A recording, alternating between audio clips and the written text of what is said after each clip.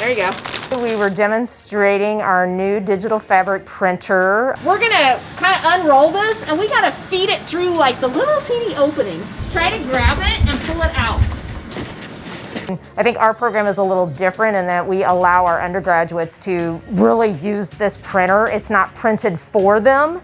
I'm not really the guy who likes to read a textbook and learn that way. I like to learn hands-on.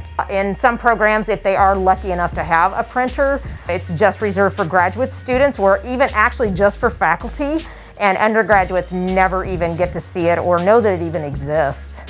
Making our own fabrics is a really cool aspect of the program. It's really neat to see it go from a 2D computer screen or printout on paper to actually three-dimensional fabric that can be molded and shaped on the body and created into a product. It's weird to not just go to a fabric store and buy fabric. Like I have to come up with a concept and then make the concept go into reality. So it's a lot of execution with that. So they've designed the fabric, they've designed the product, and then they assemble the product and have a finished product at the end.